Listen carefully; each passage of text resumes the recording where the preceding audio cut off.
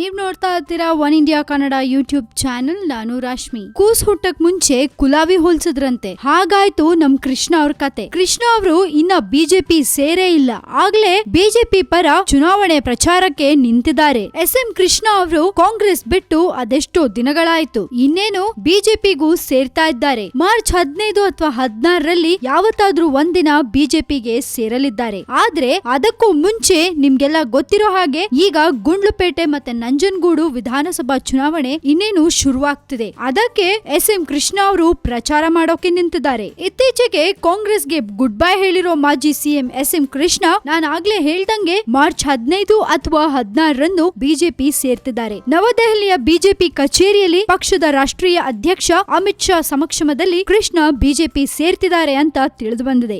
M Krishna ದೆಹಲಿಯಲ್ಲಿ BJP ಸೇರಿದ ನಂತರ ರಾಜ್ಯದ ವಿವಿಧೆಡೆ ನಡೆಯುವ ಸಭೆಗಳಲ್ಲಿ ಅವರ ಬೆಂಬಲಿಗರು ಬಿಜೆಪಿ ಸೇರಲು ಯೋಜಿಸಲಾಗಿದ್ದಂತೆ. ಗುಂಡ್ಲುಪೇಟೆ ನಂಜನಗೂಡು ಉಪಚುನಾವಣೆಯಲ್ಲಿ ಆ ಪಕ್ಷದ ಪರ ಪ್ರಚಾರ ನಡೆಸಲಿದ್ದಾರಂತೆ. ಬಿಜೆಪಿ ಸೇರ್ತಾ ಇರೋ ಕೃಷ್ಣ ಅವರು ಯಾವ್ದಾದ್ರು ಒಂದು ರಾಜ್ಯದ ಗವರ್ನರ್ಗಿರಿ ಮೇಲೆ ಕಣ್ಣಿಟ್ಟಿದ್ದಾರೆ ಅಂತ ಕೂಡ ಹೇಳಲಾಗಿದೆ. ಇನ್ನು ಕೃಷ್ಣ ಅವರು ರಾಷ್ಟ್ರಪತಿ ಆಗೋ ಚಾನ್ಸಸ್ ಇದೆಯಾ ಅಂತ ಕೂಡ ಡೌಟ್ ಬರತ್ತೆ. ಯಾಕಂದ್ರೆ ಎಲ್ಲೋ ಒಂದ್ ಕಡೆ ಮಾರ್ಗ್ರೆಟ್ ಆಳ್ವಾ ಅವರು ಕೂಡ ಆಗ್ಲೇ ಕೃಷ್ಣ ಅವ್ರ ಬಗ್ಗೆ ಮಾತಾಡಿದಾಗ ಹೇಳ್ತಾರೆ, ಕಾಂಗ್ರೆಸ್ ಅವ್ರಿಗೆ ಎಲ್ಲಾ ಕೊಟ್ಟಿದೆ, ಆದ್ರೆ ರಾಷ್ಟ್ರಪತಿ ಪಟ್ಟ ಮಾತ್ರ ಬಾಕಿ ಇದೆ ಅಂತ. ಇದನ್ನ ನೋಡ್ತಾ ಇದ್ರೆ ಎಲ್ಲೋ ಒಂದ್ ಕಡೆ ಕೃಷ್ಣ ಅವರು ಈಗ ಬಿಜೆಪಿ ಸೇರ್ತಿರೋದಕ್ಕೂ ಇವರು ರಾಷ್ಟ್ರಪತಿ ಆಗೋದಕ್ಕೂ ಏನಾದ್ರೂ ಒಂದು ಲಿಂಕ್ ಇದೆಯಾ ಅಂತ ಗೊತ್ತಿಲ್ಲ. ಆದ್ರೆ ಎಂ ಕೃಷ್ಣ ಅವರಂತೂ ಬಿಜೆಪಿ ಸೇರೋದು ಕನ್ಫರ್ಮ್ ಆಗಿದೆ. ನೆಕ್ಸ್ಟ್ ಅವ್ರು ಗವರ್ನರ್ ಆಗ್ತಾರಾ ಇಲ್ಲ ರಾಷ್ಟ್ರಪತಿ ಆಗ್ತಾರಾ ಅನ್ನೋದು ಕಾದ್ ನೋಡ್ಬೇಕಿದೆ. ಇದ್ರ ಬಗ್ಗೆ ನೀವೇನ್ ಹೇಳ್ತೀರಾ? ನಿಮ್ಮ ಕಾಮೆಂಟ್ಸ್ ಅನ್ನ ನಮ್ಮ ಕಮೆಂಟ್ ಬಾಕ್ಸ್ ನಲ್ಲಿ ಹಾಕಿ ಕಳಿಸಿ. ಅಂಡ್ ಈ ನಮ್ಮ ವಿಡಿಯೋನ ಲೈಕ್ ಮಾಡಿ, ಶೇರ್ ಮಾಡಿ. ಇನ್ನಷ್ಟು ಸುದ್ದಿಗಳಿಗೆ ನೀವೇನ್ ಮಾಡ್ಬೇಕು?